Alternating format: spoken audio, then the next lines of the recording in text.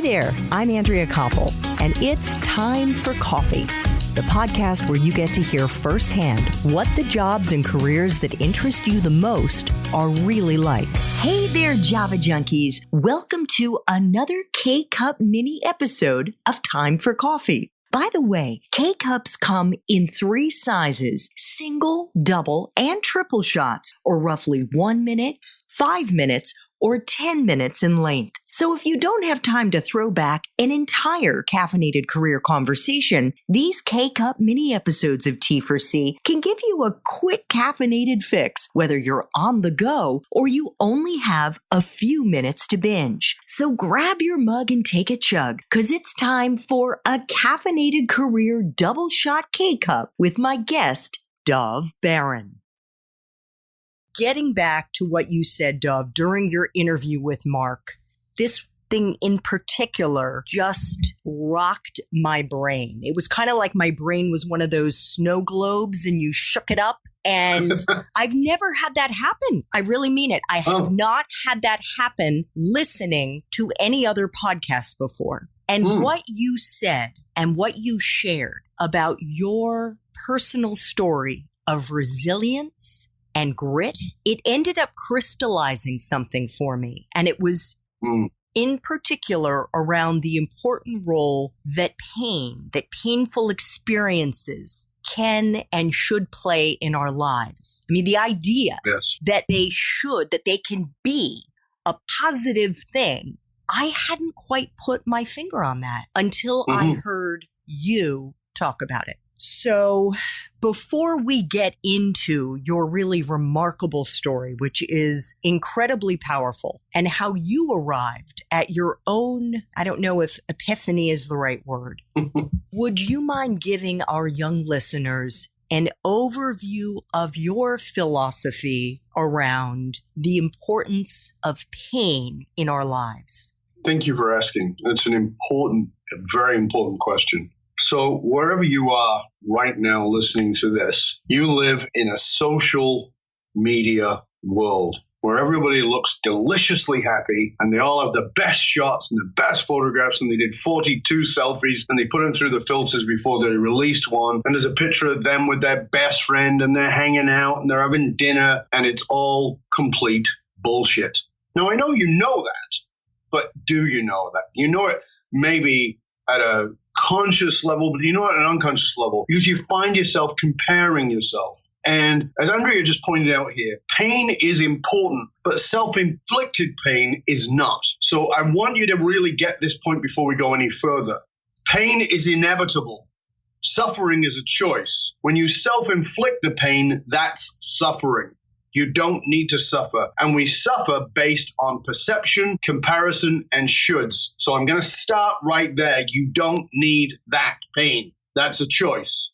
But life is going to knock you down to the canvas, and you're going to feel like you're out for the count, and you are going to be able to get back up. I promise you, you can get back up. But if you train yourself to take the pain by self-inflicting it, it will be more comfortable to stay down, because you'll get significance, you'll get importance through vulnerability, not real vulnerability, but through the vulnerability of playing victim. And that is crap. You don't want that. You're made for much greater things than that. So pain is an important part of life. And here's what I just want you to know before I go into any details. I want you to imagine that you're walking down the beach with me and we're in South Africa. And we're skipping stones that we find at the bottom of a cliff. And we're just skipping them out into the ocean, you and I.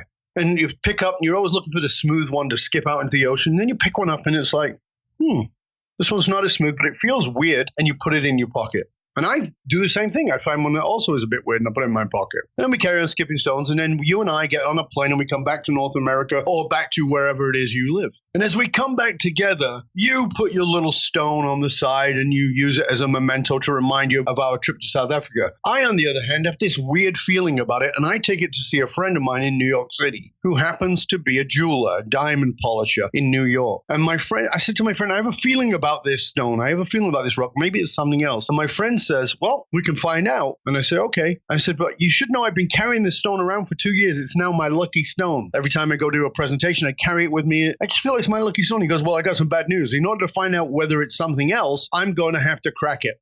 Oh, I could lose the thing that is comfortable to me? Yes. Oh, I'm not sure if I want to do that. Well, you decide. He says, I say, okay, I'm going to do it. And he says, okay. And I see him take out my stone and turn on the wheel and begin to push the rock against the wheel. And I can see the grinding dirt flying off. And if this rock had nerves, it would be in screaming pain. And then he reveals to me the diamond within the rock. That is what pain is. Pain is the wheel that pushes away the rock, that reveals the diamond that you are. If you quit and back off and go, oh, I can't stand the pain, not the suffering, the pain. And you pull away from revealing the diamond that you are, and that is your purpose. That is a great visual image to put out there, Dove. And I think what's so important here to talk about is the way that so many of us over the course of our lives have pulled away. Yep. Whether it's by drinking, using drugs, eating too much, shopping too much, working too much, right? I've never done any of those things, by the way. Never. No. So I'm telling you this, and I want you to know that I have never touched a drink or a drug or partied too hard or gone out and tried to get laid or do any of those things. I know you're full of shit because I listened to the episodes in which you talked about going out drinking with your mates. So. Oh, yeah, absolutely. This is why I'm putting this point forward. The compulsion to run away from your pain is natural. I ran away from my pain. And here's when you'll want to run away the most, when the diamond is about to be revealed. That's when most people quit. That very last second before it was revealed, they go, oh, it's too much, and they back away. Why? You see, we think that we're changed in these moments, these catastrophic moments. We're not. We're only changed in the moments where everything can go back to normal, and we choose not to. We choose to instead turn back into the pain and say, F it, I'm going there.